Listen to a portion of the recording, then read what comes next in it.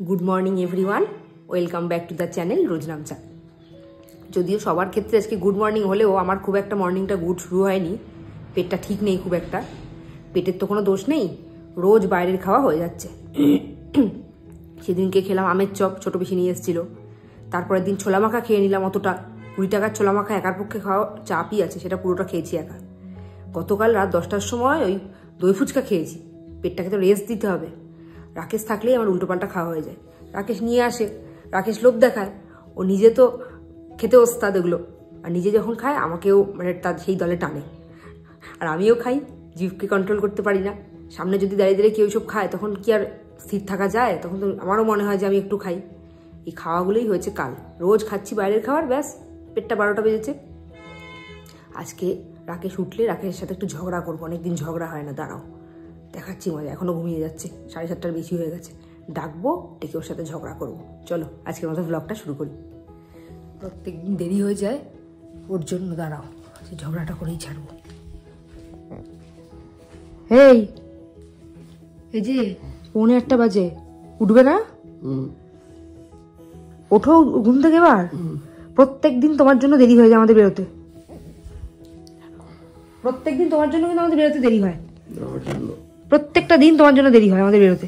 তুমি উঠতে দেরি করো, ঘুম ভাঙার পর ডাকার পরেও 10 মিনিট 15 মিনিট গড়াতে থাকো। শুনেছো তুমি? তো উঠছো না কেন? ওঠো।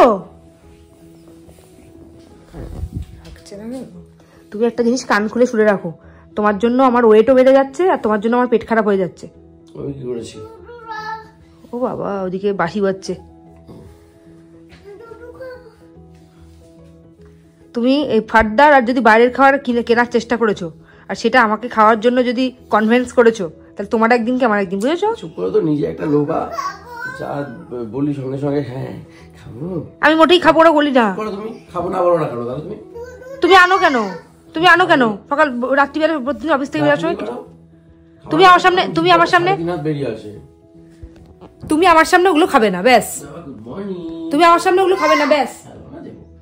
ওই পাশ থেকে বাঁশি বাজছে, বাঁশি বেজে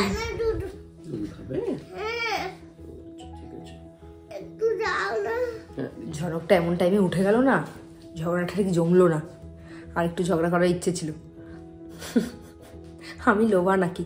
ও নিজেই কিন্তু প্রত্যেকদিন জিনিসগুলো কিনছে, কিনে আমাকে ছোলা মাখা খাবে, চলো ফুচকা খাই, নিজেই কিন্তু বলছে এই কথাগুলো। আর এখন নাকি অস্বীকার করলো, ঠিক করলো না ব্যাপারটা। কাল থেকে এত বাজে ওয়েদার, চারদিকটা পুরো অন্ধকার হয়ে আছে। দেখো লাইট অফ করলে ঘরটার অবস্থা দেখো, এই যে কিচ্ছু দেখা যাচ্ছে না। 8টার বেশি হয়ে গেছে, ঝনককেও খুঁজে পাচ্ছি না। ঝনক কোথায় কে জানে? এই ঝনক অন্য জায়গায় উঠে গেল নাকি? এখানে আছে। তুই কম্বলের তলে লুকিয়ে আছিস?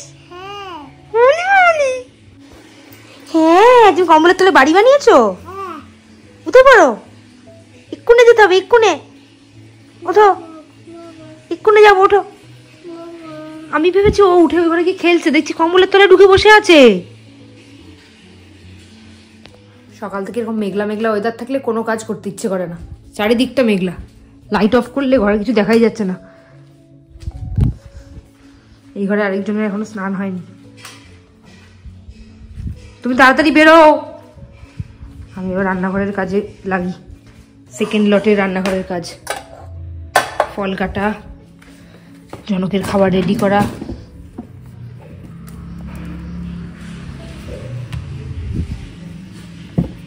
এটা আমার বড় কাজ মনে হয়, ফল কাটাটা। ফল কাটা, ভাগ করা। কদিন পর থেকে আবার রসও করতে হবে জনকের, তো মা চলে যাচ্ছে। এই কাটি আজকে তো শাক আলু কাটতে হবে একটা, ফুলগুলো কাটি। সকালবেলা ঝগড়াটা আমি ইচ্ছে করেই শুরু করেছিলাম, রাগানোর জন্য। কিন্তু আমাদের রোজ নামচার অন্যতম জিনিস হলো আমাদের ঝগড়া। বেরোনোর সময় রোজ বাদে ঝগড়া। ঝগড়াটা বাঁধার অন্যতম কারণ হলো রাগেশ। তার কারণটা শোনো তোমরা, তাহলে বুঝবে কেন কারণটাও রাকেশ। ঝনককে চান করানোর আগে আমি সমস্ত কিছু অ্যারেঞ্জমেন্ট করে দিলাম, জামা কাপড় সব দিলাম, মোজা সব। হ্যাঁ চুপ করে আগে বলতে দাও, বলতে দাও। আচ্ছা ওর কাজগুলো তো সকালে তুমিই করো, চুপ করো না, ওর কাজগুলো তুমিই করো সকালে। আমার তো ঘরের কাজগুলো থাকে, আমার পক্ষে তো একার পক্ষে সম্ভব না, সেগুলো তুমি করো। ঠিক আছে তাহলে করি তো। আর বলতে দাও কথা। আর ওর এই কাজগুলো করা মানে ও বায়না করতে থাকে, নড়াচড়া রাফালাফি ঝাপাঝাপি, ওর এই কাজগুলো করা মানে কথাটা বলতে দাও। আমি তোমার কাছে শুনছি না, আমি বলবো নিজে একটু। এবার স্নান টান করিয়ে বেরোলো, বেরিয়ে সমস্ত কাজ টাজ করলো। বডি লোশনটা আমি কিনে রেখেছি যে শীতকালে মাখানোর জন্য, স্কিনটা হাইড্রেটেড থাকে, তাই না? বডি লোশনটা জীবনে তো মাখায় না, চান টান করিয়ে মাখাবো যাকে পুরো তেল চুপচুপে করে প্রত্যেকদিন স্নান করানো হয়। তাহলে বডি লোশন করে 5-7 মিনিট ধরে মানে গায়ে ম্যাসাজ করে করে করে করে তারপরে তেলটা বসানো হয়। কথা বলতে দেয় না, তারপর আর বডি লোশন প্রয়োজন পড়ে না। আচ্ছা আমাকে বলতে দাও, সেদিন তুমি কোনোদিন যেদিন সাবান দেওয়া হয় সেদিনকে তাহলে তেল না মাখিয়ে সাবান টাবান দিয়ে তারপরে বডি লোশন। সবাই আমাকে একটু কমেন্ট করে জানিও যে বাচ্চাদেরকে শীতের সময় বডি লোশন মাখাবো না তো কখন মাখাবো? একটা বডি লোশনের তুমি কথা বলতে দাও না, আমাকে করানোর পরেও গায়ে পুরো তেল চুপচুপে করে না। তুমি তো সব সময় বলে যাচ্ছ আমার নামে আনাপ শোনাপ। না তোমার নামে কিছু বলছি না, তারা যেহেতু তোমার বন্ধু, তোমার সাপোর্টার, তাই তোমার হয়ে হয়তো কথা বলবে। আমাকে কেউ সাপোর্ট করে না, ভুল করলে আমাকে বলবে। আমি এটাই বলতে চাইছি যে আমি একটা পাম্প টিউব কিনে রেখেছি বড় দেখে বডি লোশনের, সেটা গরমকালে মাখানো যাবে না, গরমকালে গরমে ঘাম হচ্ছে, মাখানো যাবে না, ঠিক আছে মেনে নিলাম। শীতকালে রেখে দিয়েছি অত বড়টা, এবার এক্সপায়ারি ডেট হয়ে যাবে, তাহলে জিনিসটা নষ্ট হবে। তাহলে শীতকালেও যদি না মাখায় তাহলে কখন মাখাবে ওটা? ঝগড়ায় এতটাই মশগুল হয়ে গেছি, ফোন ঠিকঠাক ধরা হয়েছে কিনা সেই দিকেও খেয়াল নেই। আচ্ছা এবার আমি আসলে যে কথাটাই বলছিলাম সেটা ফিরে আসি।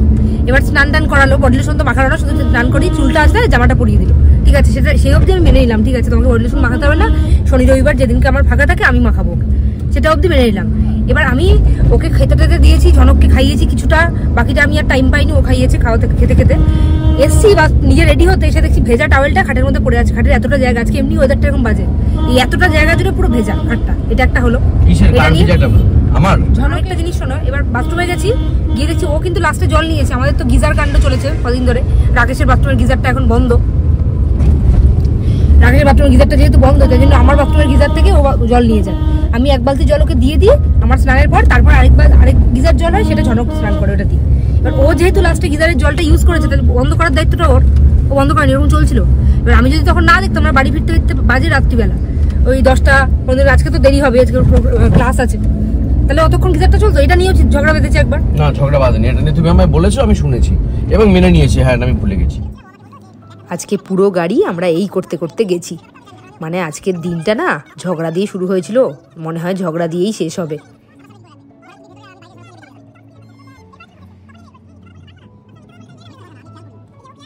আজকে সকালবেলা ঝগড়াটা ভেবেছিলাম, ইচ্ছে করেই করেছিলাম, কিন্তু এটা তারপরে যে এরকম আকার ধারণ করবে ভাবিনি। চলো এবার ঝনককে স্কুলে নিয়ে যাব, নিজেরও স্কুল আছে, দেখতে থাকো কি হয়। ঝনক পুরো স্কুল থেকে এসে রিয়াকে দেখতে পেয়েছে, কালকেও পাবে, পরশুদিন থেকে আর পাবে না। চেরিও তাই, স্কুলে এসছে, আজকে এসছে, কালকে আসবে, পরশুদিন থেকে আর আসবে না। আর মা ওখানে যাবে বলে, ওখানে তো খুব ঠান্ডা, ওই জন্য আজকে মাথার মধ্যে ভর্তি করে কালার করেছে বেলা 2-2:30টার সময়। না ঠান্ডা তো কি হয়েছে, ঠান্ডার জন্য আমি কালারটা করতে পারবো না, গিয়েই পারবে না, ওই জন্য এখন করে যাচ্ছে ফার্স্ট লটটা, এরপরে দুবার আরো করতে হবে, 2-3 বার। এই যে ঝনক স্কুল থেকে আজকে খুব গুড বয় হয়ে এসেছে। হ্যাঁ প্যান্ট ভেজায়নি। স্কুল থেকে ফেরার পরে ঝনকের এতটাই খিদে পেয়ে যায়, আমাকে এখন আর ডাকতে হয় না, আগে খুব ডাকাডাকি করতে হতো। নিজেই এসে চেয়ার টানে টেবিলে বসে পড়ে, বলতে থাকে মা তাড়াতাড়ি ভাতু দাও। স্কুলে ভর্তি হওয়ার পর বাচ্চাদের মধ্যে অনেক রকম চেঞ্জ আসে। ঝনকের আজকে প্রচুর দেরি হয়ে গেছে খেতে, 3টে বাজে, এখনো খাওয়া শেষ হয়নি। লাইট অফ করো না, এই যে বেলা বাজে 3:30। একজন স্নান করে বেরিয়েছে, ঠান্ডা লাগবে তোমার শিওর, ওখানে যাওয়ার আগেই ঠান্ডা লেগে যাবে ভালো মতো। কেন আমরা কি করেছি? স্কুলের জন্য হয়েছে, আমরা কি করেছি তাতে? হ্যাঁ পাগলটা ধোয়া ধরছে।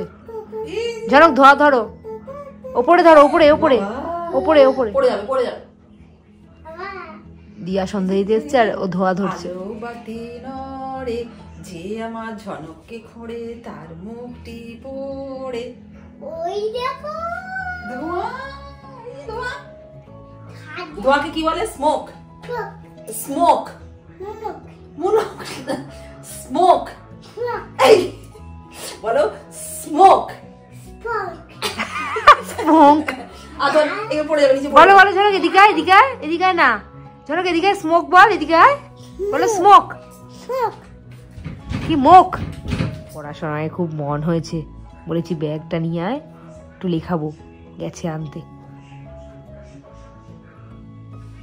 সারাদিন এই স্যানিটাইজারের বোতল নিয়ে আছে পড়ে আবার আসবে এক্ষুনি একটা অন্য এবার ঠিকঠাক নিয়ে এসছে পড়ায় মন ঝনক বুড়ো রে চলো বসো খাটে ওঠো ডাকো ডাকো দিয়াকে ডাকো বলে শুনে যাও ঝনক সব শিখে গেছে চোখকে কি বলে আচ্ছা কানকে কি বলে কানকে কান এই দেখো কান এই যে কান কানকে বলে ইয়ার ভেরি গুড হ্যাঁ হাতকে কি বলে হাতকে আমি লিখবে হাতকে কি বলে বলো হাতকে বলে হ্যান্ড ভেরি গুড পাকে কি বলে যে তোমার পা দুটোকে বলে নেক ভেরি গুড এবার এই হাতের আঙ্গুলগুলোকে কি বলে আঙ্গুলগুলোকে হাতের আঙ্গুলগুলোকে বলে পটি এই ঠিক করে বলো হাতের আঙ্গুলগুলোকে এই যে এগুলোকে কি বলে এগুলোকে ফিঙ্গার পায়ের আঙ্গুলগুলোকে কি বলে তো হ্যাঁ তারপরে নাককে কি বলে নাককে নোজ ভেরি গুড আর জিভকে কি বলে জিভকে মাই বেলি তোমার বেলি বেলি কাকে বলে ওই তো পেটু আচ্ছা এবার মাই বেলি আর জিভকে কি বলে জিভকে কি বলে ভেরি গুড ঝনক সব শিখে গেছিস এটা কোথা থেকে শিখেছিস মাই বেলি এটা কোথা থেকে শিখেছো ঝনক এবার দেখি একটুখানি 11, 12 বা 11, 12 এগুলো লিখবে যাওয়ার আগে শেষ সময়ের মতো সমস্ত কিছু জেনে বুঝে নিচ্ছে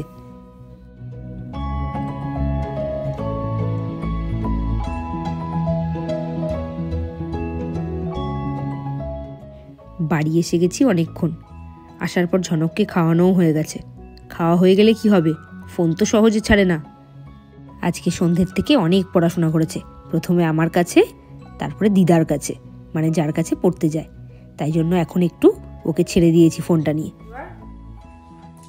তোমরা কি কখনো এটা দেখেছো যে বা তোমাদের সাথে এরকম কখনো হয়েছে যে তোমরা ব্যাগটা নিয়ে স্কুলে গেছো বা অফিসে ব্যাগ নিয়ে গেছো ব্যাগটা ফেলে রেখে চলে এসছো সেদিনকে মনে পড়েনি পরে মনে পড়েছে টিফিন গোছানোর সময় এটা কি হয়েছে কখনো আমাদের বাড়িতে এটাও হয় আমাদের বাড়িতে কালকেই ঘটনাটা ঘটেছে কালকে উনি ব্যাগটা রেখে ঝনককে পড়তে দিতে গেছে ঝনককে পড়তে টড়তে দিয়ে এসছে এসে ব্যাগ নিয়ে যে বাড়ি যাবো তখন ব্যাগ নিতে ভুলে গেছে আজকে সকালবেলা আমি টিফিন গোছাতে যাবো তখন দেখছি ব্যাগ নেই আমি বলছি ব্যাগটা কোথায় গেল তখন ওর মনে পড়েছে যে ও কালকে অফিস থেকে ফেরার সময় আমাদের বাড়ি হয়ে এসছে ওখানে ব্যাগ ফেলে রেখে চলে এসছে এই হলো আমাদের বাড়ির সিচুয়েশন এই তুমি নাকি মিথ্যে কথা বলো না তুমি নাকি বিশাল একজন সতী সাধ্বী স্ত্রী তুমি একের পর এক ঢপ দাও কেন কি মিথ্যে কথা বলেছি আমি মিথ্যে বলনি সত্যি বলেছো কিন্তু তুমি নিজের দোষগুলো তো বলছো না আমি কি দোষ করেছি তুমি অনেক দোষ করেছো তুমি কালকে প্রথম যখন আমি ঝনককে গাড়িটা রাখলাম 4 চাকাটা রেখে তোমার বাবার স্কুটিটা নিয়ে আমি ঝনককে পড়তে দিয়ে যাচ্ছি তুমি কি বললে তুমি বললে যে ইয়েটা রাখো ব্যাগটা রেখে যাও তোমার সামনে হয়েছে তোমার সামনে হয়েছে তোমার হাতে আমি ব্যাগটা দিলাম তুমি ব্যাগটা কোন ঘরে রেখেছো আমি দেখিওনি এইবার আমি ঝনককে পড়তে তোমার সামনেই তো রেখেছি তো তুমি দেখোনি কেন না তুমি কোন ঘরে রেখেছো আমি দেখিনি আমি তোমার হাতে দিয়েছি ওটুকু আমার মনে আছে এবার আমি ঝনককে পড়তে দিয়ে এসেছি চাল কিনতে গেছি চাল নিয়ে এসেছি গাড়ি লোড করেছি গাড়ি লোড করে আবার যখন বেরিয়েছি সেই সময় আমি জানি যে তুমি প্রত্যেকদিন আমার ব্যাগ তো তুমিও গাড়িতে ভরো আমিও ভরি তুমিও ভরো তো আমি জানি তুমি হয়তো ভরেছো আমার মাথা থেকে আউট হয়ে গেছে তাই বলে এটা আমার দোষ যে আমি ভুলে গেছি তাই বলে কি তোমার মনে করা উচিত ছিল না যে তুমি আমার ব্যাগটা নিয়ে তোমার ইয়েতে রাখলে ওই দেখো এই দোষটাও আমার না এই দোষটাও আমার তোমার আমি বলছি না কিন্তু তুমি তো পুরোপুরি 100% আমার উপর চাপাচ্ছ যার ব্যাগ আছে যার ব্যাগ তার উপরে দোষ চাপো কি মুশকিল আমার ব্যাগ আচ্ছা আচ্ছা আচ্ছা শোনো যার ব্যাগ তার উপর না এই যে কথা বলতে দেয় না ওর একটা বড় ব্যাড হ্যাবিট হলো কাউকে কথা বলতে দেয় না নিজে বলে আমি বলছি আমরা নিজেরা এইটা আমার তো আমাকেই করতে হবে তোমারটা তোমাকেই করতে হবে আচ্ছা তুমি কি